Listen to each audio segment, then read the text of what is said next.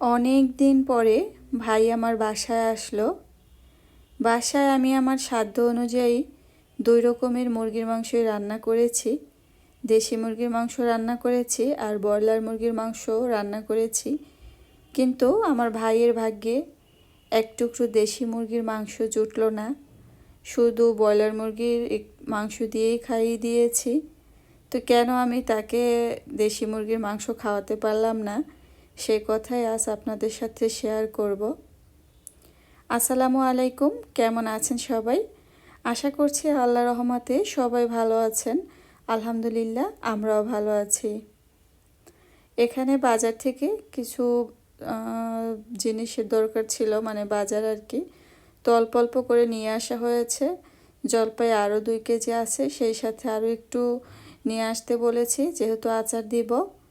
এখানে রসুনও শেষ হয়ে গিয়েছে, আদা। তো অল্প অল্প করে নিয়ে আসা হয়েছে, কারণ আমরা এই যে ইন্ডিয়ান বড় রসুন এগুলো আসলে খাওয়া হয় না। তো বেশি করে যেহেতু আনাই, তখন আর কি দেশি রসুনটাই আনানো হবে। এই জন্য সাময়িকভাবে কাজ সারার জন্য ইন্ডিয়ান এই রসুনগুলো আনানো হয়েছে। আর সেই সাথে এই বাজারের আর কি মানে এই যে শীতের আর কি নতুন আলু নিয়ে আসছে। তো এই প্রথম আমার বাসায় নতুন আলু আসলো এই শীতের। তো নতুন আলু তো খেতে ভীষণ ভালো লাগে। সাথে ছিল কিছু ধনিয়া পাতা আর সাথে কাঁচামরিচ। ধনিয়া পাতাগুলো অনেক মানে হাইব্রিড ছিল না, দেশি ছিল। ঘ্রাণ অনেক সুন্দর ছিল। তো নতুন আলু দেখে আমার ভীষণ ভালো লেগেছে, যেহেতু এখন কিন্তু নতুন আলু উঠতেছে বাজারে। আর এটা খেতে কিন্তু খুবই ভালো লাগবে, কয়েকদিন পর আরও বেশি ভালো লাগবে। আর সেই সাথে এখানে 2 রকমের মুরগির মাংস নিয়ে আসা হয়েছে, দেশি মুরগি আর ব্রয়লার মুরগি। তো ব্রয়লার মুরগি আমি নিজে আনতে বলেছিলাম জিসানের বাবাকে। তো সে বলেছিল তাহলে শুধু ব্রয়লার মুরগির মাংস রান্না করবে কেন, দেশি মুরগি নিয়ে আসছে, যে আমরা যদি ব্রয়লার মুরগি খাই তাহলে আর কি দেশি মুরগির মাংস বা তাহলে সে কী দিয়ে ভাত খাবে। আর ওই দিন আমার ভাইও বাসায় ছিল। তো যাই হোক, আমি আর কি এগুলো গুছাতে গুছাতে এর ভিতরে কাজের খালাও চলে আসছে। আর আমার অনেক সহজ হয়ে গিয়েছিল কাজগুলো করতে। তো সে আসার পরে সব কিছু মশলা রেডি করে মুরগির মাংস কাটাকাটি করে অনেক কাজ করা হয়েছিল, সেগুলো আর শেয়ার করলাম না। সরাসরি চলে আসলাম রান্না করতে।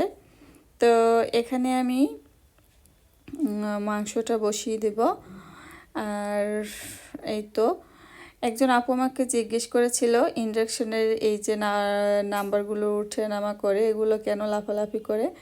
আসলে এটা আমি এমনিতে খালি চোখে যখন দেখি তখন এটা ঠিক থাকে, ক্যামেরার ভিতরে কেন জানি মনে হয় যে এটা লাফাচ্ছে।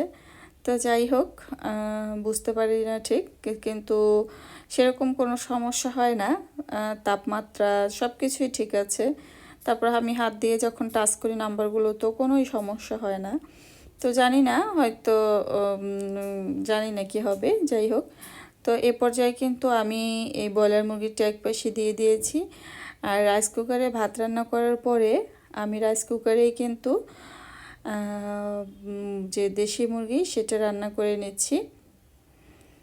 আর চিন্তা করলাম যেহেতু ভাত রান্না হয়ে গিয়েছে, তো রাইস কুকারে দেশি মুরগিটা রান্না করে নেই, যেহেতু এটা একটু হতেও সময় লাগবে, তাহলে রাইস কুকারে দিলে কোনো সমস্যা নেই। আর এই পাশটাতে আমি ব্রয়লার মুরগিটা রান্না করে নিচ্ছি।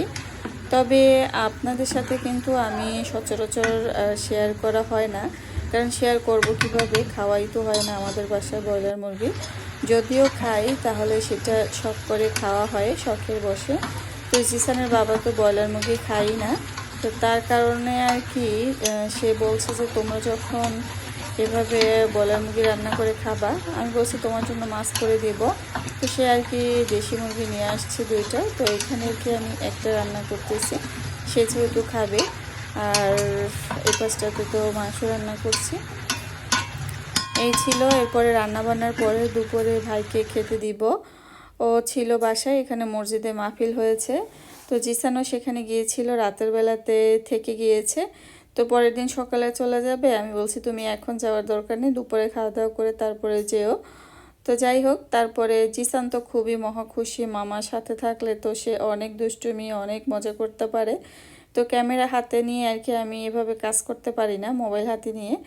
তো দেখা যায় মানে এপাশ ওপাশ হয়ে যায় আর কি, অভ্যাস নেই যেহেতু। তো সবসময় তো স্ট্যান্ডের উপরে রেখেই ভিডিও করা হয়, যার কারণে এভাবে হাতে রেখে আমি করতে পারি না। তো এই পাশে দেশি মুরগিটা যেমন রান্না করেছি ঠিক তেমনই রয়েছে, এখান থেকে আর কিছু নিলাম না। শুধু ব্রয়লার মুরগি রান্না করেছি, সেই মাংস দিয়ে আমার ভাইকে ভাত খাইয়ে দিয়েছি, কারণ ও আমার মতো ব্রয়লার মুরগির মাংস পছন্দ করে। কারণ আমাদের বাসায় তো দেখা যায় সব সময় দেশি মুরগি খাওয়া হয়, সেটা বাবার বাড়িতেও। কারণ আমার বাবার বাড়িতে তো যেহেতু মুরগি পালা হয়, তো জবাই করলে সেখান থেকে করা হয়, তো মূলত সব সময় দেশি মুরগিটাই খাওয়া হয়। এই ব্রয়লারের স্বাদ আমরা পাই না সচরাচর। আর ওগুলো পছন্দ করে না বলতে আর কি, ওই যে আমরা শখের বশে যদি খাই তাহলে খাওয়া হয়, নয়তো খাওয়া হয় না। বাবার বাড়িতেও এমন। আর ওই মানে পালা মুরগি খাওয়া হয়। তো দেশি তো আমরা সব সময় খাই, ব্রয়লারটা আর কি শাক করে খাওয়া।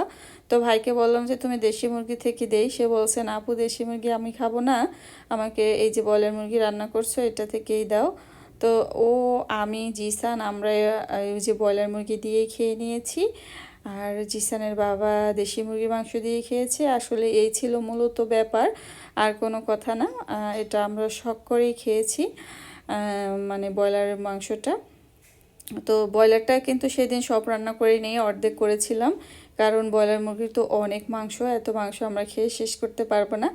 তো অনেক মাংস খাওয়া হয়ে গিয়েছিল আমার নিজেরই, এখন কেমন একটা রুচি চলে আসছে। তো আসলে এই কারণেই হয়তো মানুষ তেমন, মানে যারা সবসময় খায় তারাও হয়তো পছন্দ করে না, এই ছিল ব্যাপার আর কিছু না। তো এখানে আর কি মেয়ের জন্য খিচুড়ি রান্না করব, সবজি খিচুড়ি, কয়েক রকমের শীতের সবজি দিয়ে তারপর খিচুড়ি রান্না করে নিচ্ছি। এটা মেয়ের জন্য খেতে খুবই সুবিধা হয়, আর এটা তো ওর স্বাস্থ্যের জন্য খুবই ভালো। তবে সবজির সাথে ডিমও দিয়েছি। তো সেই ডিমটা কিভাবে দিয়েছি সেটা জানতে হলে সাথে থাকুন।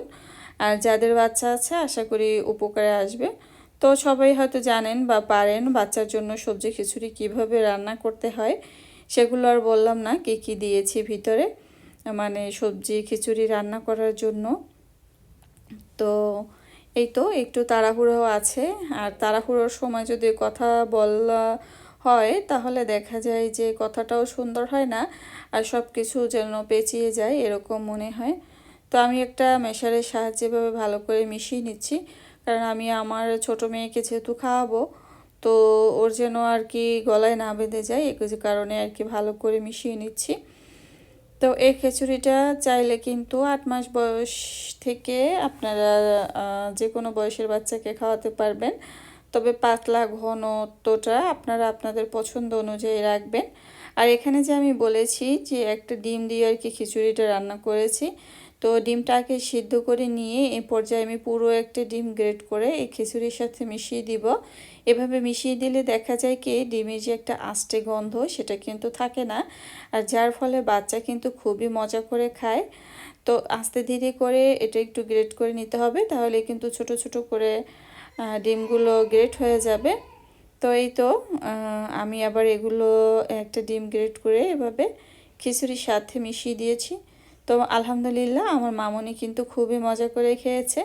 তবে সত্যি এভাবে যদি সিদ্ধ করে আলাদাভাবে সিদ্ধ করে যদি খিচুড়ির সাথে দেওয়া হয় তাহলে কিন্তু আর ওই যে আষ্টে গন্ধ সেটা কিন্তু থাকে না। তো এই তো তৈরি হয়ে গিয়েছে কিন্তু মেয়ের জন্য খিচুড়ি রান্না।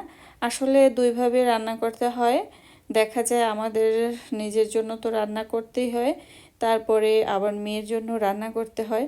কারণ মেয়ে নয়তো কী খাবে, অনেক সময় দেখা যায় আমরা যে মাছ তারপর ডাল ভাত যেগুলো করি সেখান থেকে খাইয়ে দেই, অনেক সময় সময় না থাকলে সেটাই করি, কিন্তু সব সময় তো আর সেরকম করাও ঠিক না। কারণ মেয়ের জন্য আলাদা করে যদি একটা মাছ রান্না করি সেটাতে ঝাল কম থাকবে, আর সেটাতে যে ঝোল থাকবে সেটাতে অনেক পুষ্টি থাকবে।